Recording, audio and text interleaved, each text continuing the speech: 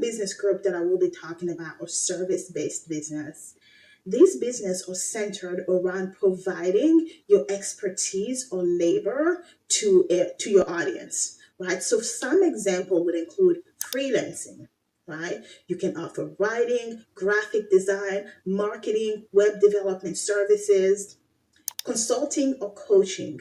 You can be a career coach. I mean, pick the industry and you can be a coach or a consultant in that industry. You can do business consulting, financial advising, fitness therapy, massage therapy, right? All of these can be lumped into this particular industry, right? Virtual assistant services, copywriting, bookkeeping.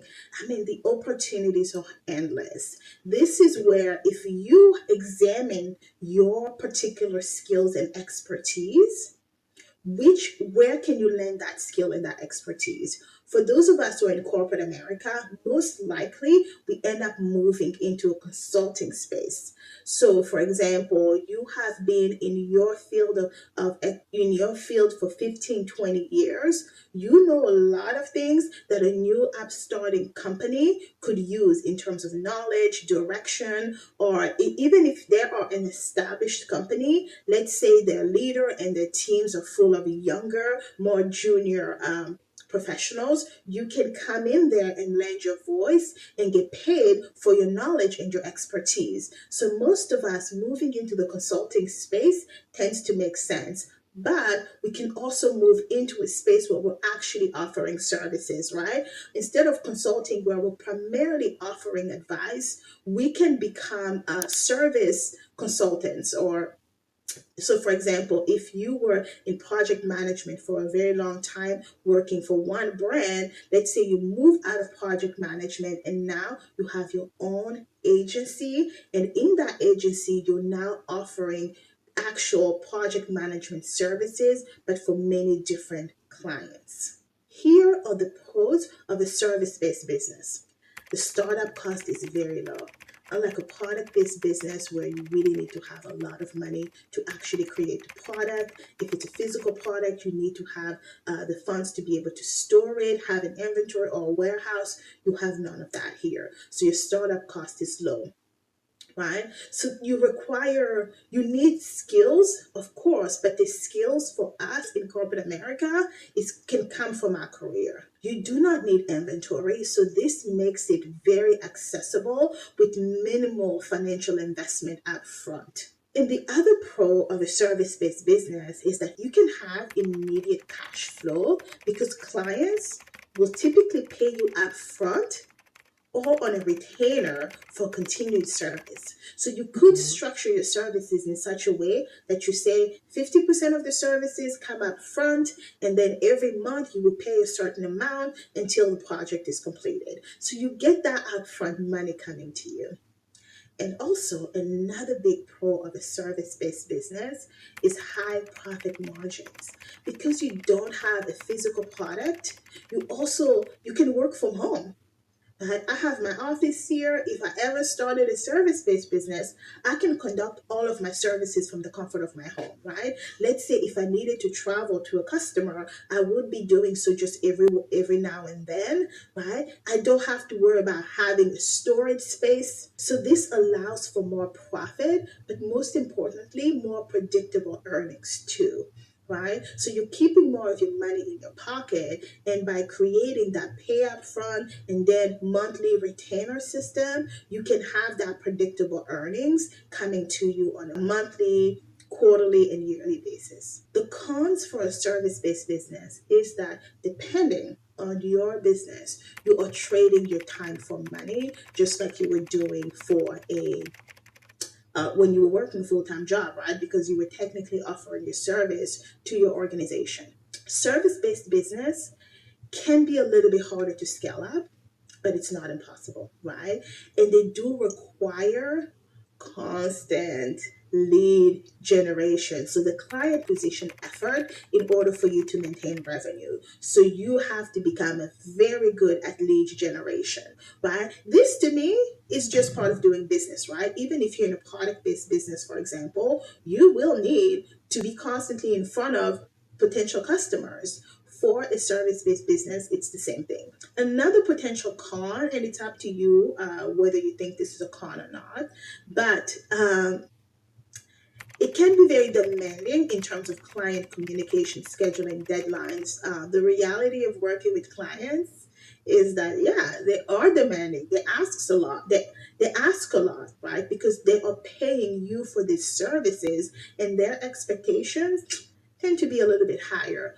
But this is why I advocate for us women in corporate America who are seasoned to move into these types of businesses, because we're not moving in blind or cold. We already have experience dealing with various types of clients and customers, so we would know most likely how to manage expectations.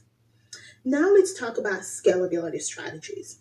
When you have a service-based business, right? Yes, you are selling your services where you're most likely trading your time for money. But you have to think about what are other ways that you could scale it up, right? How do you find a way to create more sources of revenue? A lot of people who are in a service-based business, like coaches, consultants, etc., they would either sell products that they've created themselves, right, or they will sell affiliate type products to generate more income. But most of the time, especially for coaches, they create digital products, courses, templates, guides that complement the services that they offer in order for them to bring a little bit more money in. And when it comes to service based business, right, unless you're talking about offering services to businesses, which if you are in corporate America, I would most likely want you to go into the consulting space where now you're offering your services to other businesses. But if you are more of a direct to consumer service based business, like a coach, for example, you need to find a way to move away from one on one coaching and do more group coaching.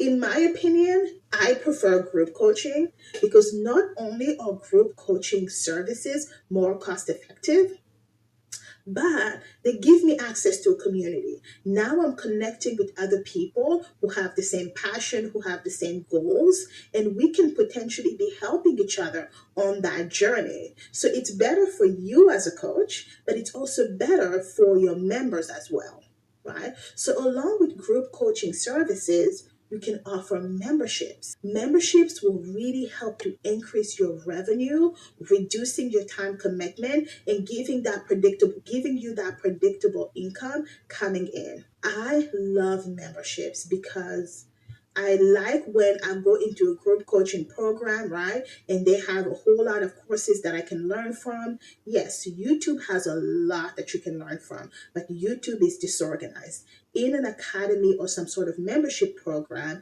if it's designed well, there will be a clear start here, go to here, here, and then end here, right? I personally love that type of model. There's also a a group environment where on a weekly, bi-weekly, twice a week, I'm currently in a group coaching program for one of my businesses, and we meet twice a week for any questions, right? The coach is very generous to us in that twice a week we can go ask him questions and he would answer anyone's questions within a 1 hour time frame. That to me is how you really optimize and scale up your service based business. One more way that you can scale up your business, this one is my personal favorite, and this is also something that I currently do in my business, that is to outsource the work.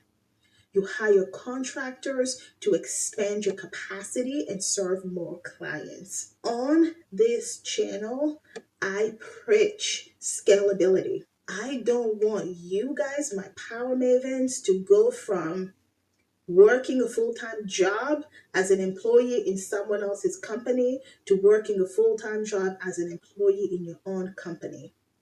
I want you, as you are building this business, to start actively thinking about how you can leverage other people's time in the same way you are leveraging your 9 to 5 jobs income, right? The concept of leverage is really powerful here. So start figuring out ways to build a business that is scalable, not just by expanding your services, but also by buying back your time through outsourcing and hiring contractors. Before you go, follow me on my other platforms. On my business channel for career, business, and money strategies to build your corporate exit strategy. On my lifestyle and travel vlog for the real life behind the strategy. And on my podcast, From Corporate to CEO, for daily side business tips and motivation. But the real work happens in the community. This is where we support each other and build this together. Same values, same season, and same direction. I'll see you there.